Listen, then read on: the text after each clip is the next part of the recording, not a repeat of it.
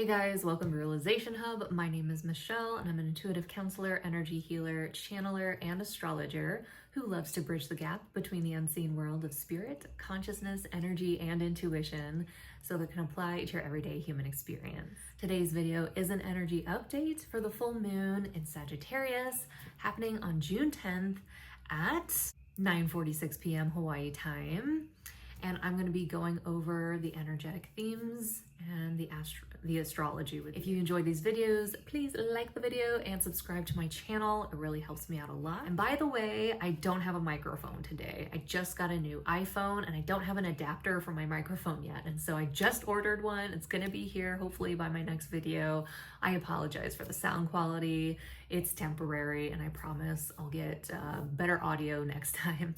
All right, the full moon is going to be in Sagittarius, a mutable fire sign. So Sagittarius is an energy that's active, it's adaptable, it's changeable, and it's passionate, and it can be very enthusiastic and extroverted in its action.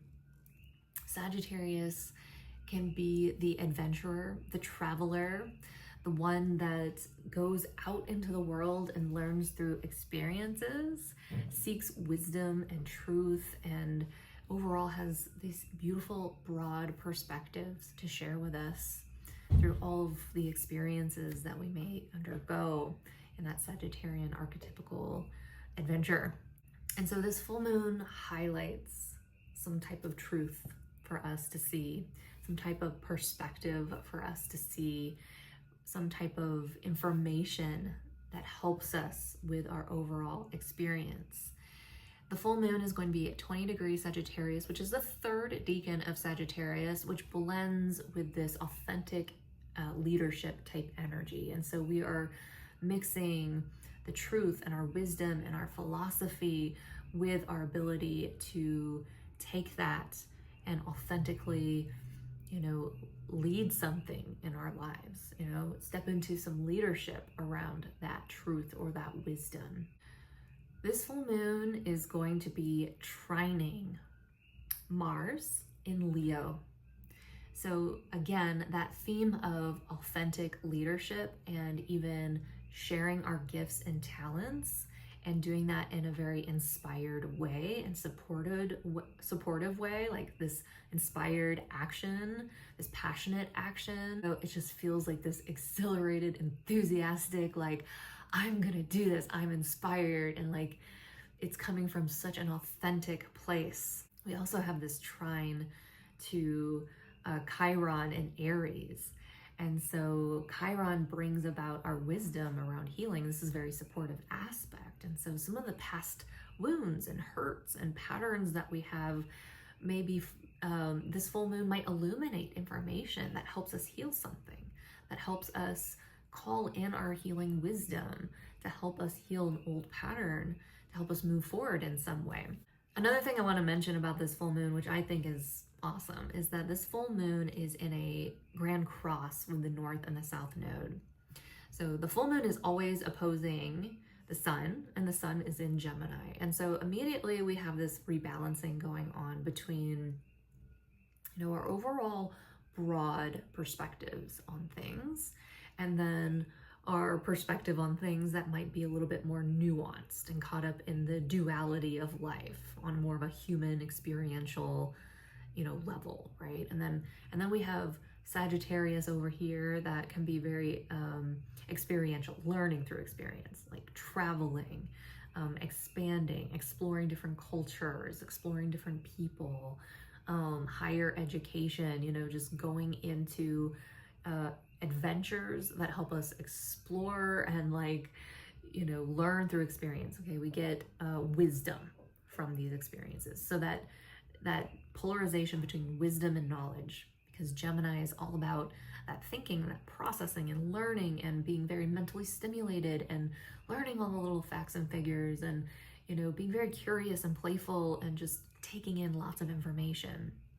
And so we might be balancing out this sense of, that part of us that might be too much into the learning. You know, maybe we're stuck at our desks and we're just always got our head in the book and we're just learning and more information overload, like, you know, just taking in more and more information.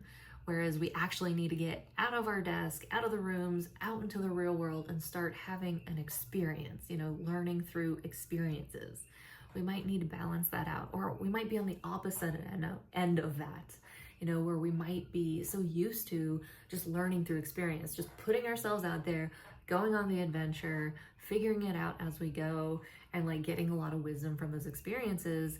And we realize, oh, I actually need to like sit down at the desk and learn information and get this certification and get the education and like, you know, be the student or be the teacher or figure some things out, right? And so we have that rebalancing going on between Sagittarius and Gemini, this very broad energy and this very kind of detailed, kind of nuanced kind of energy here. All right, we're balancing that out in the full moon, right?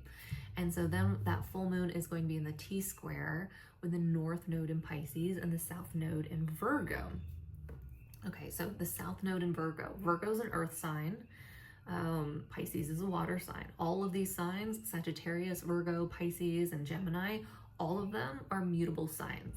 That makes this a very transitional full moon, a very changeable full moon, a very shape-shifty kind of full moon. Like something is pivoting, something's changing, something's in transition around this full moon, right? But with the North Node in Pisces, this is the direction that we're destined to go in. It's the direction of growth. It's the direction that we need to go in to rebalance ourselves on a soul level, right? And then the South Node represents our karmic past, some of the experiences from the past, some of the baggage from the past that we need to let go of. It can also represent our gifts and our wisdom from the past.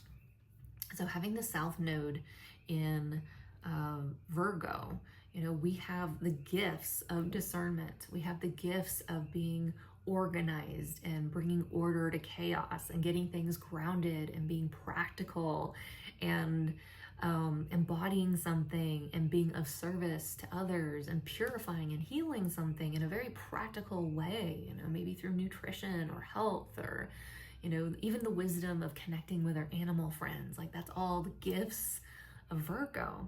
But we also have baggage that comes with Virgo, you know, being over perfectionistic, being overly critical, like getting too caught up in the details, like over analyzing everything. Like that is the baggage of Virgo that we eventually have to release and let go of so that we can move towards this North Node in Pisces. And this North Node in Pisces, if you think about Pisces, Pisces can be a very emotional sign, a sensitive sign, psychic sign, creative, imaginative sign, a dreamer type of sign, but also very empathic, you know, very spiritual kind of sign. And so, you know, Pisces is always kind of surrendering to something bigger. Pisces is very non-linear. You know, the way things work out in Pisces doesn't necessarily make sense. It's happening on a soul level. It's happening on a multi-dimensional level. We're retrieving information from different etheric realms and bringing it down and getting those spiritual downloads and having the psychic awareness of what's happening to us collectively, you know, and there's a bit of surrendering to the unknown, you know, when it comes to surrendering to ourselves on a soul level, like allowing, you know, that comes with the North Node in Pisces. And so having this grand cross between the moon in Sagittarius, the sun in Gemini, and the North and the South Node in Pisces and Virgo, it's like standing at a crossroads, you know? And so you can even imagine that you're standing in a crossroads and you've got this side of you that's got this overall philosophy and perspective on your life. It's like this broad perspective, this broad truth that you're aware of.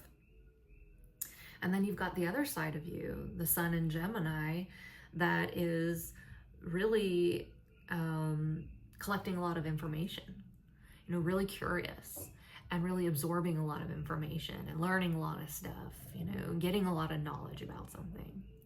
And then you have that part of you that is that Virgo South Node, there's something you have to let go of. There's something you may be attached to that you need to let go of so that you can move forward. It might be related to service. It might be related to overthinking. It might be related to having to have it all figured out. It might be related to perfectionism or being hypercritical of yourself, your inner critic. And then you have that other side of you at the crossroads, the side of you that needs to embrace your dreams, that needs to surrender to your soul, that needs to be intuitive and follow your intuition, and the part of you that needs to have compassion for yourself and empathy for yourself, and the part of you that needs to embrace your creativity in the world, your spiritual creativity, you know, how you create as a conscious creator in the world, and how you surrender to that and trust your higher power or something higher than yourself, right? And so this full moon brings us to like a destined crossroads. We might be in a little bit of a locked space at this moment, possibly overwhelmed on a mental level. You know, Gemini and Virgo are ruled by Mercury, and so they both can get too heady, you know, overanalyzing, overthinking, being overwhelmed with too much mental stimulus. That could be a real thing that's keeping us stuck around this full moon, where we have to kind of like shake that off of our heads, you know, really clear it out so that we can be open to maybe a broader perspective, and also maybe our intuition at this time to help us take inspired action in the direction that we need to go in, that feels authentic to us, that we feel excited about taking the lead in our life in some way. And also that is healing for us, all right? Healing for our confidence, healing for us as far as breaking through our fears, you know, healing for us as far as, you know, having the courage to go into unknown territory, to go into new territory in our lives. We really want to look at Jupiter in this full moon, because the moon in Sagittarius is ruled by Jupiter. And so Jupiter is going to be an important conversation happening around this full moon. And boy, Jupiter is really highlighting our communication, our mental processing, our conversations, our ideas, and our insights around this full moon. Jupiter is going to be conjunct with Mercury.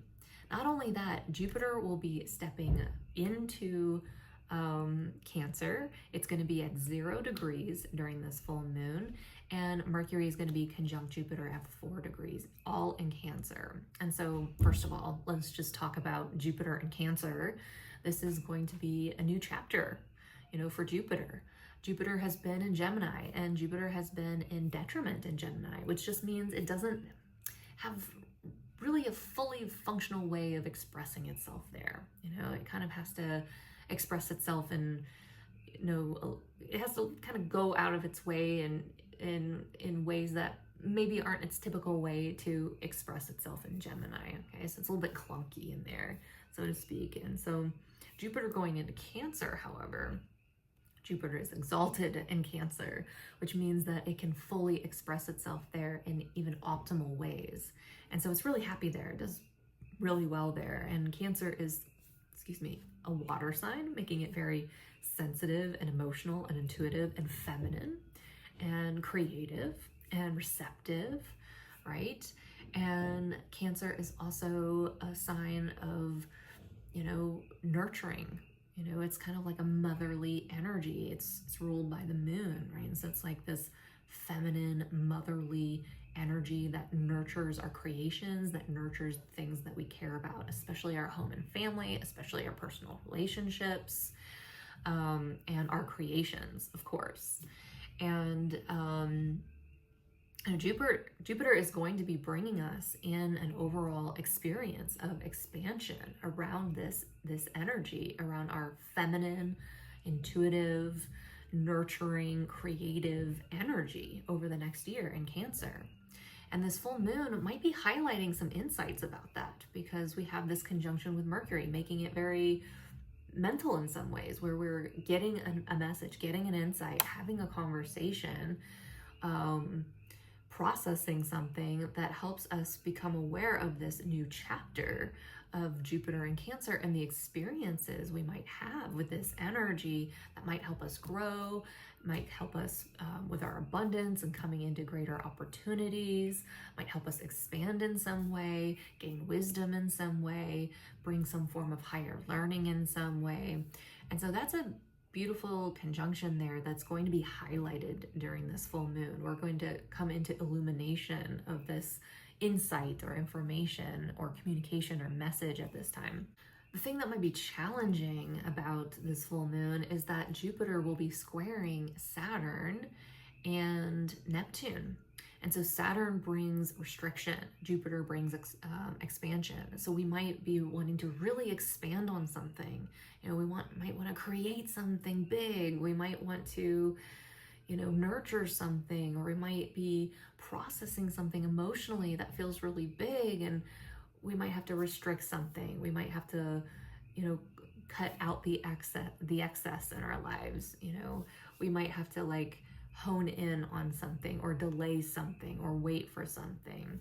But one of the bigger themes that was coming through is that Saturn and Neptune are both in Aries, and Neptune in Aries can really enlighten, you know, us in our masculine energy. It can bring us through these healing and enlightening experiences where we're, you know, dissolving the old structures of the masculine and going through an enlightenment around the masculine, especially in Aries. You know, what we initiate, this new terrain that we're exploring, what we're passionate about, what we want to spearhead in our lives, like our mission, our purpose, like our ability to move through our obstacles, all of that going through a transcendence of some kind collectively, you know, and the dissolving of masculine structures. And then, you know, having Saturn moving into Aries, you know, helps us restructure and rebuild. You know, so structures are dissolving, something is rebuilding. And so my question to you is, around this full moon, what is dissolving and what is being restructured in your life right now? You want to look at the house ruled by Aries in your chart, and that will give you a little bit more context as to what is dissolving and restructuring. You know, if it's in your first house, it could be related to your identity and your personality and your perspective in the world and how other people see you. Something could be dissolving and restructuring around that. If it's in your second house, it could have to do with your finances, your money, your values, your self-worth. If it's in your 10th house, that would have to do with your career. If it's in your 7th house, that would be correlated to your marriage and partnerships and contracts. If it's in your 4th house, that would have to do with your home and family, or even just like your emotions or your parents, you know, or your ancestry, you know. And so there are some things dissolving, some things falling apart, some things rebuilding and restructuring. If it's just energetic, that's very possible. It could also be physical in your world, where things are dissolving and something new is being rebuilt. Now, with the square here, that's indicating that we might have to take some action around that. And the type of action you see with Saturn, for example, is slow and steady, consistency, showing up, doing the work, committing, taking more responsibility, doing what you said you're going to do, being present, letting go of the need for immediate results, and instead, you know, doing the work every single day and getting those long-term results over time, delayed results, right? And so there's something big that we might be creating, that we might be thinking about or processing around this time. And we also at the same time are getting like, ooh, this is going to be a lot of work, or this could take a lot of time, or this might be delayed, or, you know, I might need to rebuild this in a new way. And that could be, on a mental level, a bit overwhelming, having Venus conjunct Jupiter. You know, Jupiter just kind of magnifies everything. Like something is on our minds that is being magnified, and very, you know, it's very obvious. So when we look at Mercury and like this conjunction with Jupiter, Mercury is actually trining Lilith and in a sextile to Venus. And so this could, Venus will be at home in Taurus at the time, a very good placement for, Venus, we might actually feel like our relationships are kind of stabilizing around this time. We might have the opportunity to have conversations in our relationships that we need to have that bring more balance and harmony and pleasure into our lives. Taurus is all about slowing down, stability, creating wealth, financial abundance, and enjoying the pleasures of life and overall building material gain. And so we might have the opportunity to have discussions about that, like how to really build something that we can enjoy on a material level, like in our relationships. How we can restructure things in our lives so that we can like enjoy our relationships and the material gain and like the wealth of our relationships, or just the abundance of our relationships, or the things we can enjoy with our relationships. And then we have Mercury trining Lilith. This could highlight some of the things that are holding us back on a psychological, emotional, or even psychic level, that are going to help support us in reclaiming our power. So something that we're talking about, it's helping us to break free. It's helping us to liberate ourselves. It's helping us to, open up the cages from where we're stuck and liberate ourselves on some level. This is where, with Lilith trying to Mercury, we actually might be speaking a truth that is very passionate, that is very much based, comes from a deep or very psychic place, in this full moon. Another thing I want to mention though, with this whole square to Saturn and Neptune, is that, Saturn and Neptune have is kind of involved in this huge transformation. Pluto is trining Uranus, and Saturn and Neptune are in a sextile to Pluto and Uranus. And so there is a big transformation happening in our masculine energy. There are things falling apart in our masculine energy and coming back together again that is better for us as a whole. And it is a type of breakthrough, awakening, and where we are allowing our higher minds to, awaken us and break through and create and restructure things in a very creative and innovative way, that maybe hasn't been done before. That might be different from what we've done before, that brings change, that brings breakthroughs, that brings transformation, that helps us take our power back on some level. And so I really do see this full moon as illuminating, something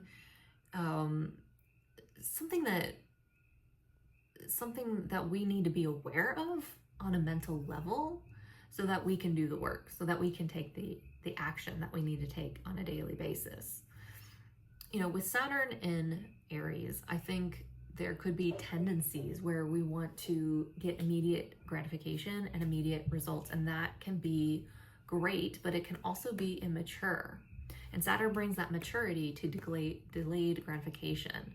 And I think with that Aries energy, typically Aries is there to spark something, right? It's there to spark something and get something started. And then Aries, can quickly get bored. Aries is good at kind of initiating something, but can be challenged around really carrying that through. With Saturn in Aries, we have that energy that we need to not just initiate something new, but to like really carry it through. And that's something to keep in mind right now. Something that you may usually give up on or get bored around, or isn't as stimulating, or maybe you're losing passion for it. But if you keep doing the work, if you keep being persistent, this is something that will pay off in the long run. But it might be challenging for us on a mental level or on a communication level, and how we're thinking about it. And, we really have to kind of trust the experience of our intuition, as well as our feminine energy as well, and our overall creatorship. So something that you can do around this full moon is close your eyes and just take a deep breath in and imagine yourself at this crossroads. There's that side of you that's optimistic, that's adventurous, and that holds lots of wisdom and truth, that desires freedom. There's another side of you that is opposite of you, that is learning new information, that's taking in the facts and the figures. And there's this other side of you where you need to let something go. It's holding you back from where you need to go. And it might be around service. It might be around criticism. It might be around perfectionism. It might be around healing. It might be around all the details and over-analyzing and overthinking. And then we have this other side of you, the one that is spiritual and creative and intuitive. And I want you to sense in all four of those directions what feels out of balance and what feels stuck.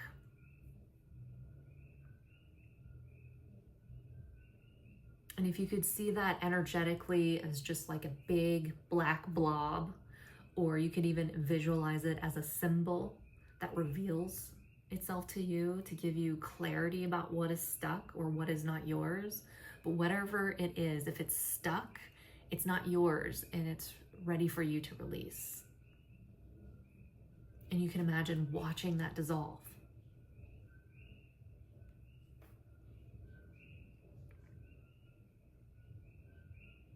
And then you can sense into kind of the gifts of the South Node, the ability to ground yourself. And would you just take a moment to ground into yourself? And would you take a moment to cultivate stillness within you?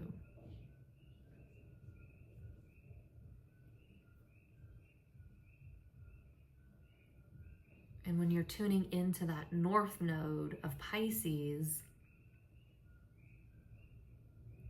would you see a color that represents the message or the understanding or the insight that you need to have at this time so that you can take inspired action?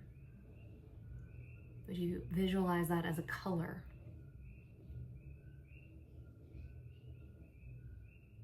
And once you have that color, will you take that color and will you infuse it into the full moon in Sagittarius? Just visualize that full moon, that bright full moon of Sagittarius in the sky, and infuse that color into the full moon. And that full moon will reflect back to you that color. And on a psychic level, you will receive that insight, that idea, that message, or that conversation, or that truth that you need to have.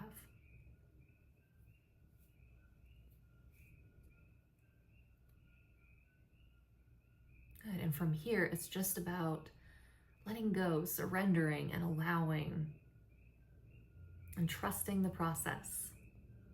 No matter how overwhelmed you may feel on a mental level, where there's a lot happening at once, a lot of you feeling pulled in a lot of directions at once, can you trust that there's a higher intelligence that knows exactly how to do it?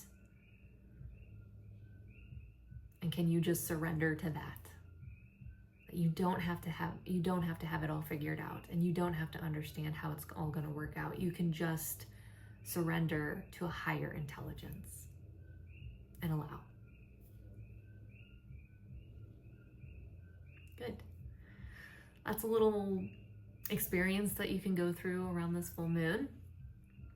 It was so lovely seeing you, working with you. Let me know where Jupiter is going to be transiting in your chart. This is going to be the part of your chart where you're going to have the most luck and abundance and growth and expansion. And so let me know what house is about to have the luck of Jupiter transiting through it for over the next year. So if you're interested in an astrology reading, you can find more information in the description box below. Thank you so much for being with me during this full moon in Sagittarius, and I wish you a very enlightening, expansive, illuminating full moon. And again, sorry about the microphone. I'll get a microphone set up next time. Take care, everyone. Bye.